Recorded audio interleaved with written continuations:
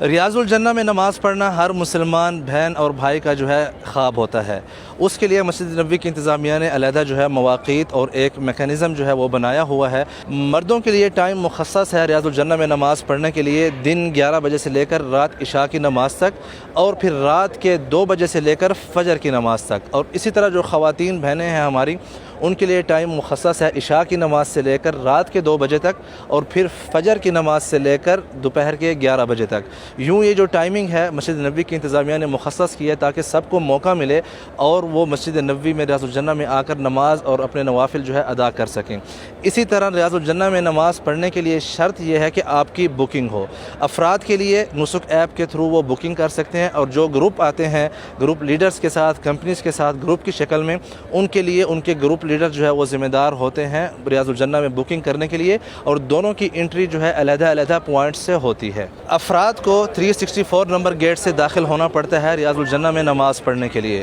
اور اس کے لیے ان کو نسک ایپ کے تھرو اپنی بکنگ کرنی پڑتی ہے۔ جب یہاں پر یہ لوگ آتے ہیں تو سب سے پہلے یہاں پر جو انتظامیہ کے افراد موجود ہیں ان کی بکنگ چیک کرتے ہیں، ٹائم اینڈ ڈیٹس، اس کے بعد ان کو آگے کی طرف جو ہے بھیجا جاتا ہے۔ جب افراد یہاں پہنچتے ہیں تو ہر فرد کا جو بار کوڈ ہے وہ ویریفائی کیا جاتا ہے تھرو ان کے پاس جو جہاز ہے اس کے ذریعے۔ اگر اس سسٹم نے اس بار کوڈ کو ریڈ کر لیا تو ان کو اجازت دی جاتی ہے کہ آپ آئیں۔ ادروائز کیا ہوتا ہے کہ سم ٹائم کچھ لوگ ٹائم سے تھوڑا پہلے آ جاتے ہیں تو ان کو یہاں روکا جاتا ہے تاکہ جس بندے نے جس سلاٹ کے اندر اپنی بکنگ کی ہے وہ اس سلاٹ کے اندر جا کر اندر نماز پڑھ سکے۔ اسی لیے آپ سے گزارش ہے کہ جب بھی آپ ریاض الجنہ میں نماز پڑھنے کی خواہش رکھتے ہوں تو کوشش کریں کہ تھرو پراپر چینل آئیں، نسک ایپ میں اپنی بکنگ کریں، اور پھر اس کے بعد اپنے مقررہ ٹائم سے 5 یا 10 منٹ پہلے پہنچیں۔ جب بار کوڈ ویریفائی ہو جاتا ہے تو جن زوار کرام کو آگے جانے کی اجازت ملتی ہے ان کے لیے یہاں پر انتظامیہ کے افراد کھڑے ہیں جو کہ ان کو شوز بیگ ہیں وہ دیتے ہیں تاکہ اپنے شوز جو ہے آپ